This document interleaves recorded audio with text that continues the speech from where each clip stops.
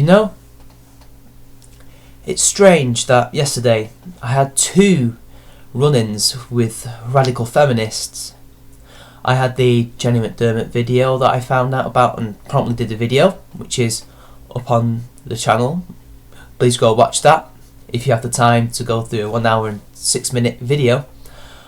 And one more closer to home, more personal even. Now, I'm not going to say their names because, you know, this person and to a lesser extent another person are pretty much no longer part of my life now, thanks to this little silly petty nonsense. But it raises a question about the whole social justice and feminist mentality that we see on a daily basis here on the internet and in real life. And it's really bugging me, and it's really starting to kind of piss me off, because it's not fun to see people who you once saw as sane human beings and people who you liked and they liked you and you got along really well. You know, you don't have to necessarily be friends, but you can be acquaintance friends, if you know what I mean. You know, you get along just fine, peace and love, you know, harmony. But once politics comes into it, specifically gender politics, identity politics, it's throw you to the wolves. This means war, to quote Bugs Bunny, you know. And it's just, well, not fun, not good. So anyway, I thought I'd discuss the background to this. So basically, I have a private Facebook, and I was basically advertising my video, or telling them what I was going to make the video about, which was about Jenny McDermott. But I didn't say Jenny McDermott's name because I didn't think people knew who she meant, who she was, unless somebody asked me. Somebody did ask me, and I said, Jenny McDermott, she's a YouTuber. And then that was it for a while, and I got into doing the video. I finished the video, and next thing I know, this person who you may have heard me reference before, there's this person who was part of my, I guess part of my group of friends when I was in college. Not university, there's a difference in England. But anyway, she told me to change my opinion and gave my Fergus Urquhart video, you know, the video that first gave me over 100 views. She told me to change my opinion because it was wrong. I think I've told you guys about that before. This is the same person. So basically, she then posts this weird post about rape apologists or something, and I assumed she was talking about Thunderfoot, as if she knew what was going on between Thunderfoot and McDermott. And I was like, well, Thunderfoot didn't say that. And she was like, no, you did. And it was basically, I'm going to try and paraphrase it. I don't have it verbatim on me right now. I could, but I don't particularly want to go through that thread again. It's painful viewing. Stupidity on display is incredible. Even me, because I fell for the bait.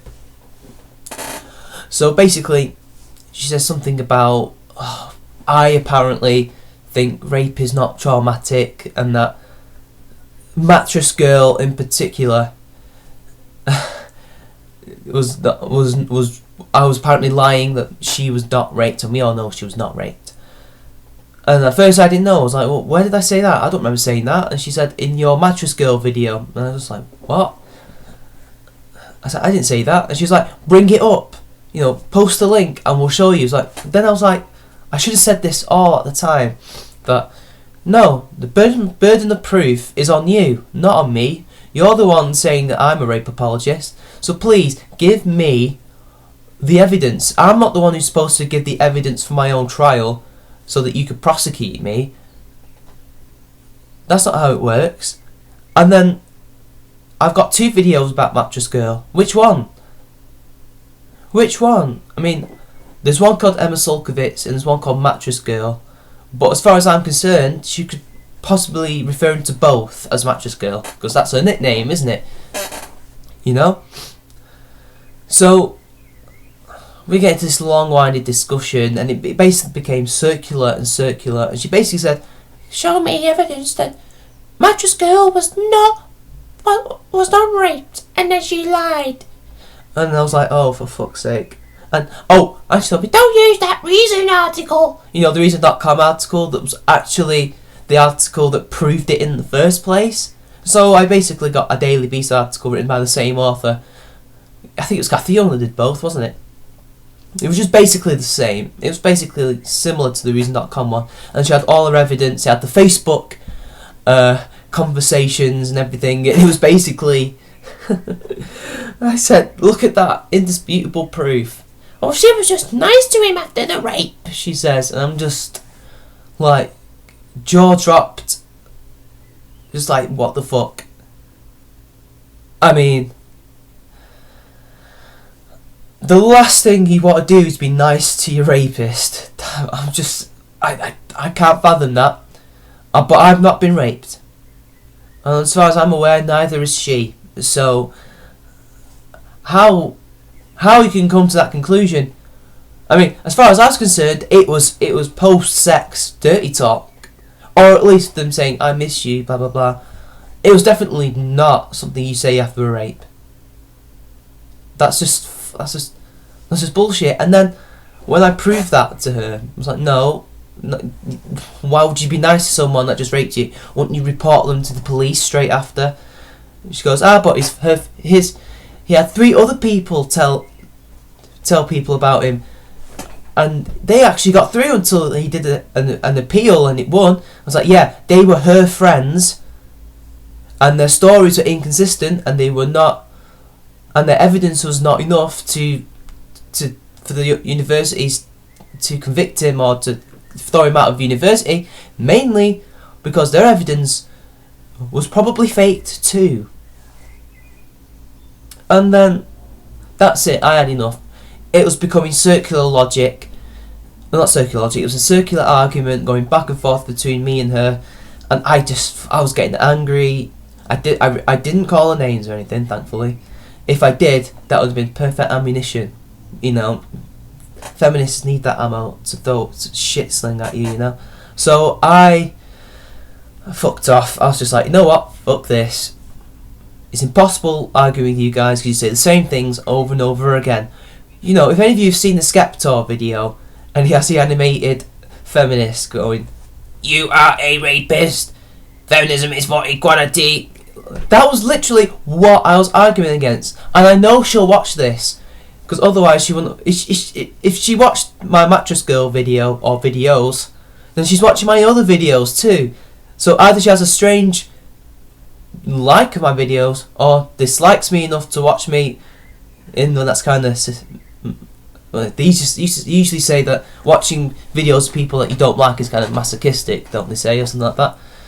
I was pretty weirded out by that. I would not be surprised if she's subscribed and has her own channel and doing videos about me. So yeah, and then she's getting her support from her sisters, you know, the feminist sisters, and her girlfriend, and this one person in particular liked one of her comments. Now this person is a university friend of mine, and you know, she doesn't know this person. She doesn't know her at all. Like, she's never met her. They're from completely different cities. These are the girls from down south, while the other girls from my neck of the woods. So, what do you think? Alright, what do you think's going to happen? I'm going to give you 2 scenarios. She likes to comment because she agrees with her, but leaves it at that, because she knows me. He's like, nah, he's not a rape apologist, that's bullshit. I've talked to him, I know him, blah blah blah blah blah.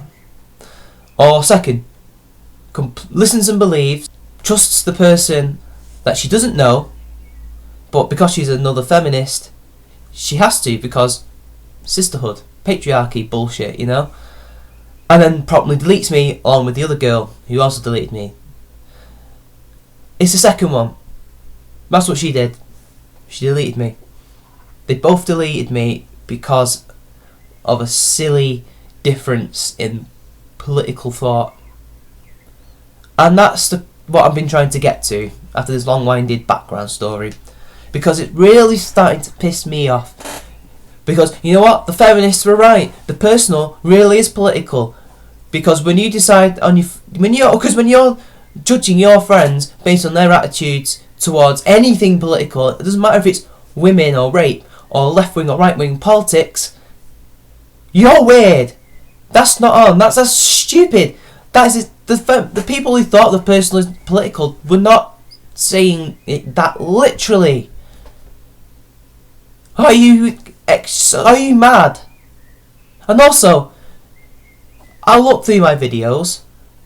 I look through them. Not a single reference of me saying that rape is not traumatic or whatever the other bullshit you said about me. You just did what Jenny McDermott did. You strawman me, and I don't know what your tactic was with that.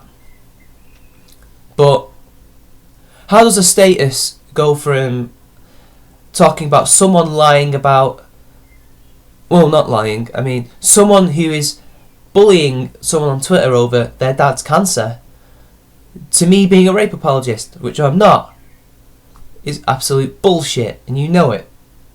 How does that, where does the thought process go into that? How do you go from that to that? Were you just looking for the perfect opportunity to shame me? Because this is what it looked like. It looked like you were trying to shame me. Well, you succeeded in shaming me to one person, or maybe two other people, but as far as I'm concerned, we're still friends, you know? But probably not now, thanks to you, you know? Destroy a man's life because he has a different political opinion, even though technically he agrees with you that rape is a horrible crime. It should never ever be committed. It should be punished to the fullest extent of the law, and the guys who do it and the women who do it are despicable human beings who deserve to be locked up. But no, apparently I'm not that, just because I think that Mattress Girl of all people wasn't raped. You know what? Fuck you. Fuck you. How can... This is the perfect example of listen and believe and do everything for the sisterhood and fuck your friends over because they have a different opinion to you.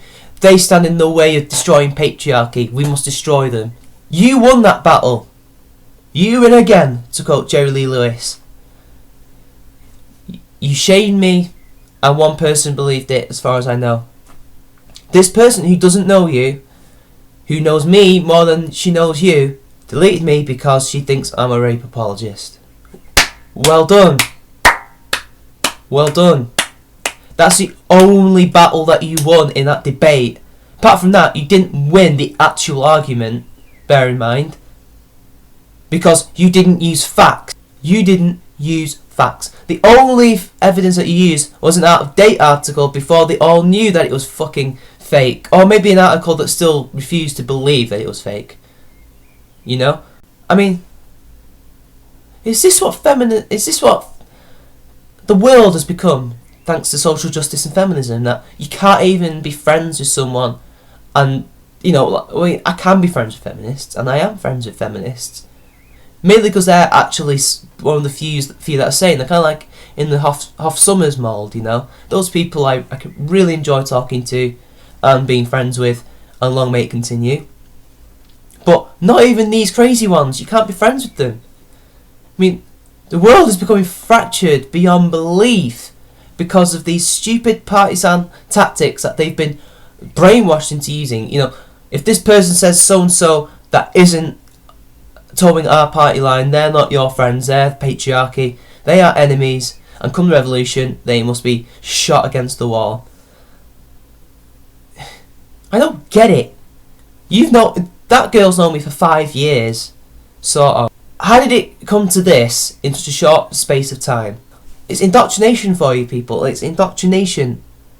I mean, let's be honest here, right? If I had said it, if I'd said those words that she said, you would have pointed me out, whoever you are out there. All my subscribers would have pointed it out, and I would have wholeheartedly apologised, because sometimes I can say things I didn't mean to say.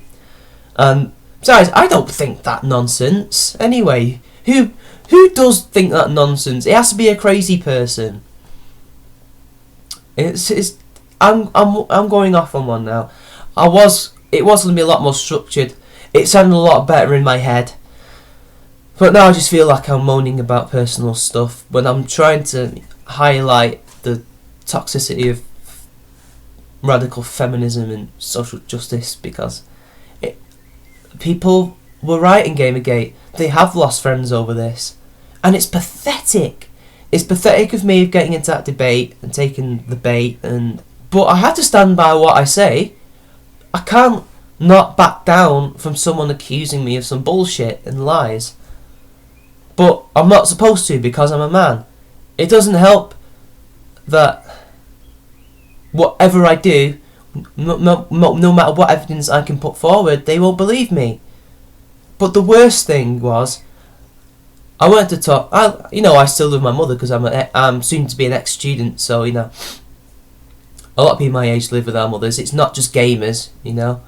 I am a gamer, but I'm close to moving out anyway. I reckon once I get a job. But that's the point. Fuck that. That's off topic.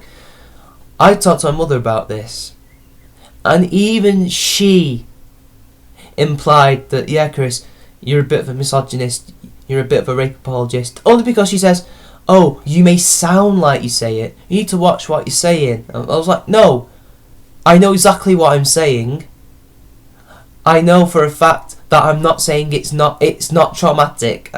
What? I never said that. People would have said, Chris, that's not true. Why did you say that? I think she's implying that she thinks I'm a misogynist and a rape apologist. And that gave me a lot of self-doubt. I was just screwing it over in my head. I was so angry about the Jenny McDermott video because it was so crazy, and then two people that I know, just ending all contact with me, or semblances of good friendship or whatever whatever you want to call it. And I shied at her. It's like, I'm not a misogynist. I am not a rape apologist. I am a human being. I am an egalitarian, humanist, whatever. Because I told her, you know me. You know me. So I was full of self-doubt, really depressed for about an hour. And then it dawned on me that this I have to do something about this. Whether or not it's just by making YouTube videos, because that's all I can do right now. I'm not in a position where I can go out and actually challenge this thought. I'm not in the position that people like Milo Yiannopoulos are, where they can go on the TV and become the voice for us. So all I can do is be the voice for the guys who maybe have missed Milo, but they watch me or something, or they find me, or the people who don't know anything about this and discover me, and then they go and look at the other side and they think, you know what, I prefer that guy. I want to be the grassroots kind of voice, All I can do is spread my personal beliefs about it and hope that people think that's true, and also just expose the wrongs and the bullshit and the lies and the propaganda, and just hope it works. That's all I can do. I realise that if anything, this experience would actually make me stronger, because at the end of the day, I don't need them. They don't need me. And so what? If I'm not the petty one here, I'm not the one losing out. And it made me realise that if I can fight this toxic ideology that caused these girls to just be nasty, just end all contact with me, I might be doing the world a service. So the self-doubt and the anger became passion, and that became the thought for this video. Sadly, it's not come out the way I wanted it to, but I hope you all understand. I was gonna do in my head this amazing rebuttal, and I was like throwing out lines and words left, right and centre, absolutely pummeling my my opposition to the ground, but it didn't happen like that. But it doesn't matter, it's off my chest, I can relax, I can do other videos now. This has been CharmingMan93. Like and share the video, drop a comment, subscribe to my channel. I'll see you later.